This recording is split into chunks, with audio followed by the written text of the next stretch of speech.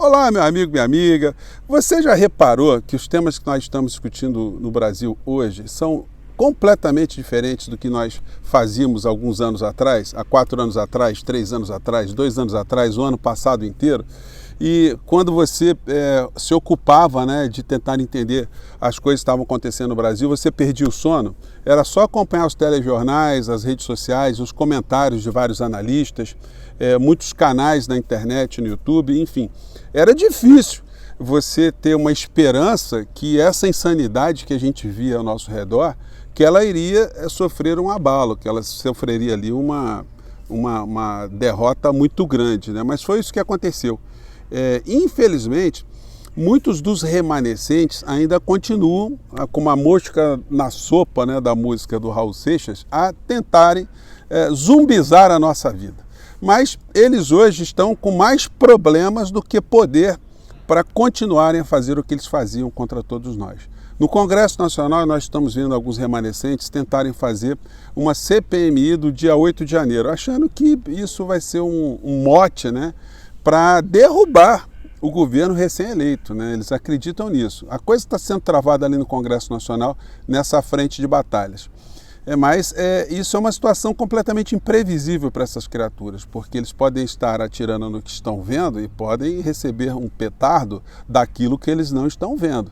Eles se esqueceram que aquela figura que foi presidente do nosso país não tem mais imunidade.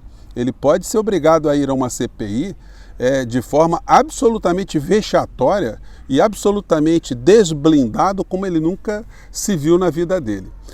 Por outro lado, a derrota da incivilização fez com que o Brasil voltasse aos noticiários internacionais, em função das posições políticas que o Brasil está adotando através das falas do presidente Lula no momento atual. E aí a gente tem que fazer uma grande separação, porque uma coisa são declarações do presidente do nosso país. A outra coisa são as ações concretas que a diplomacia brasileira, que o governo brasileiro está adotando em relação a conflitos internacionais.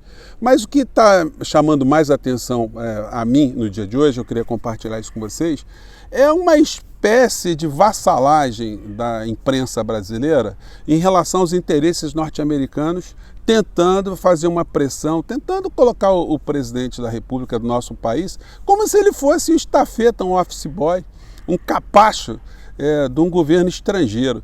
Tá certo isso? Bom, vou conversar com vocês sobre essas questões. Existem outras também bizarras que eu vou trazer também ao nosso debate de hoje, mas antes de mais nada, queria convidar você que está chegando agora ao nosso portal a se inscrever. Você que é muito bem-vindo.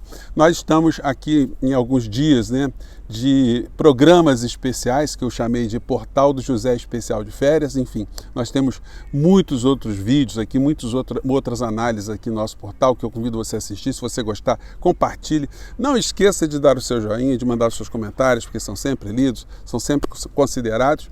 E se puder, participe dos nossos chats, que todos os dias eu abro aqui entre 5 horas e 5 e meia, excepcionalmente nesse período de férias, né, aqui do nosso portal. Eu não está dando muitas vezes para entrar, mas enfim, eu estou sempre ali com vocês no chat e depois nós entramos no ar às 17h30. E se puder também, se inscreva no nosso clube de membros, que é uma forma adicional de você prestigiar aqui esses nossos encontros, tá bom? Estou aqui ao ar livre hoje, então perdoem qualquer tipo de barulho, qualquer tipo de imprevisto aqui. Nós não editamos os nossos encontros aqui, então vamos seguir em frente.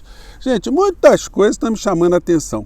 Eu vi uma matéria hoje no site do Estado de São Paulo, com a seguinte manchete, eu acho que dá, deixa eu ver se dá para colocar aqui para vocês, né? Governo dos Estados Unidos, né, quer que Brasil dê explicações de alinhamento com a Rússia sobre a invasão à Ucrânia. E aí eu fui ler essa matéria do Estadão, eles colocam assim, governo dos Estados Unidos quer que Brasil dê explicações, mas eles não citam ninguém desse governo norte-americano, não tem ninguém falando absolutamente nada. Aí eles discorrem, né, de como o governo norte-americano estaria absolutamente preocupado, indignado, né, querendo chamar a atenção do Brasil, querendo explicações do presidente Lula. O presidente Lula vai fazer? Mesmo que não fosse o presidente Lula, o presidente fosse o Sarney, fosse o Collor, até mesmo o Bolsonaro, né? Que explicações um presidente de um país tem a obrigação de dar a outro em relação aos seus contatos, às suas visões da política externa? Então o Brasil agora não vai poder conversar com país nenhum, não vai poder emitir opinião sobre absolutamente nada, que vai ter que dar explicações. Vocês conseguem imaginar o presidente do nosso país cobrando explicações ao Biden por que eles apoiam a Arábia Saudita no genocídio que eles fazem lá cotidianamente no Iêmen, as atrocidades que os governos americanos têm feito ao longo da história da humanidade? Enfim, é impensável isso, né? Não sob o ponto de vista moral e ético, né? Mas do ponto de vista da diplomacia entre os países. Mas, por um lado, essa situação ela ressalta uma coisa positiva também, que é o fato do Brasil estar inserido hoje num nível de discussões que a gente não estava alguns anos atrás. Por mais que haja críticas de um lado ou do outro, o fato é que o Brasil entrou na roda de conversas de novo. E o presidente Lula tem que ficar muito esperto. A estrutura de inteligência do governo brasileiro tem que ficar muito esperta, e provavelmente eles devem estar se preocupando e se ocupando com isso, porque essa movimentação do presidente do nosso país, embora ela ainda não tenha um desdobramento prático na diplomacia externa, isso faz com que o presidente do nosso país seja colocado num ambiente muito complicado. Um ambiente que sugira que as autoridades norte-americanas, o poder, a inteligência, né, da comunidade europeia, enfim, dos países que formam esse grande bloco do mundo ocidental, que eles comecem a fazer um processo de desgaste do atual presidente do nosso país internamente. Então, a gente não há que ficarmos surpresos se começarmos a ver movimentos aí muito estranhos envolvendo um desgaste sobre algumas questões do atual presidente da República. Bom, queria fazer esse parênteses, mas salientar também, né, que imprensa é essa que fica escutando pelos corredores? Porque a impressão é essa, não tem uma declaração oficial, não tem um posicionamento da Casa Branca, não tem um porta-voz dizendo alguma coisa de forma concreta. E o nosso país, concretamente no campo diplomático, também não fez absolutamente nada em relação à Ucrânia, em relação à Rússia, enfim. O que nós sabemos é que o Brasil, no Conselho da ONU, se posicionou junto com o bloco ocidental, mas ele está mantendo relações diplomáticas com a Rússia, com quem o Brasil mantém relações diplomáticas há mais de 195 anos. Enfim, mas a gente vai ver mais situações envolvendo esse assunto ao longo da semana aí, porque a vassalagem dos meios de comunicação, ela já é de longa data, né, no nosso país. Bom, outros temas aqui que eu queria conversar com vocês. Michele Bolsonaro, cometi erro, não tive maldade, diz Michele sobre imóveis do Alvorada. Gente, é uma baixaria, é um pessoal que se locupletou. Gente, é uma cultura de locupletação. O Bolsonaro, ele corrompeu suas ex-mulheres, corrompeu seus filhos, corrompeu, se já não era corrompida a atual mulher, com aquela história já dos cheques, né? Aquilo já vem. Alguém que casa com o Bolsonaro, a gente tem que questionar muito algumas coisas, né? A sua sanidade mental ou a sua sanidade ética, a sua sanidade moral. Isso para começo de conversa. Bom, alguém que se identifica com ele e absorve os valores, vocês imaginam se ela não se locupletaria ali de uma coleção de imóveis, enfim.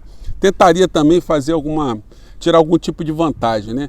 E as situações vão se colocando de uma forma tão mesquinha, tão pueril, como aquela história das moedas lá, das carpas, enfim. É gente que vai atrás de poeira, de mesquinharia. Não é por outra razão que eu sempre disse que o ex-presidente da República ele sempre foi considerado uma espécie de batedor de carteiras que ascendeu à presidência da República.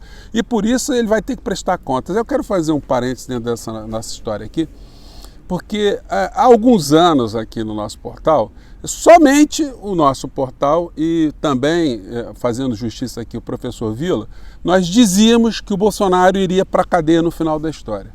Esse tipo de análise, hoje, ela está sendo partilhada por muitas pessoas. A minha diferença em relação ao professor Vila é que ele sempre acreditou que nós estávamos na iminência de um golpe, que o Bolsonaro poderia praticar um golpe aqui no Brasil. E eu sempre disse que isso não era possível, não era viável, as forças políticas, as forças internacionais, enfim, a história não permitia isso, e a inteligência do Bolsonaro também não permitia isso.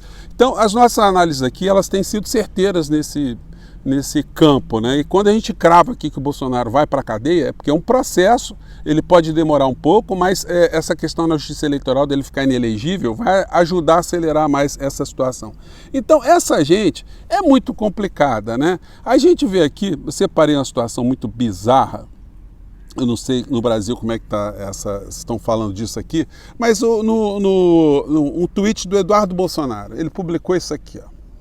Eu não sei se aqui está um título, né, que tem o seguinte aqui. Ele pegou uma propaganda, né, de uma lingerie feita por um gay.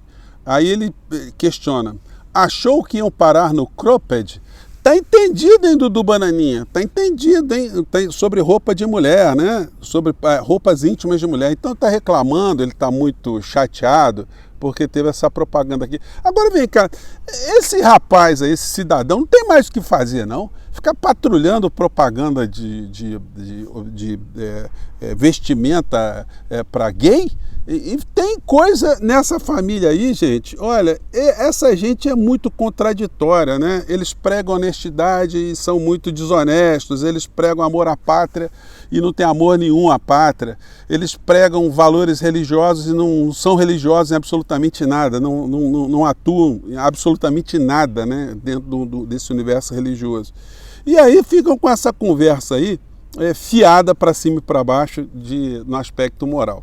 E aí ele publicou mais uma dessas peças, né? Ele colocou essa aqui sobre o governo Lula, tendo ali o Jorge Viana empregando na Apex aliados dele lá no Acre, né? Sem experiência em comércio internacional. Então ele está reclamando que isso é cabide de emprego. E aí, gente, se você der uma pesquisada, você vai ver esse tipo de situação aqui. Essa gente é muito descarada, né? Matéria essa aqui. Em 28 anos, clã Bolsonaro nomeou 102 pessoas com laços familiares.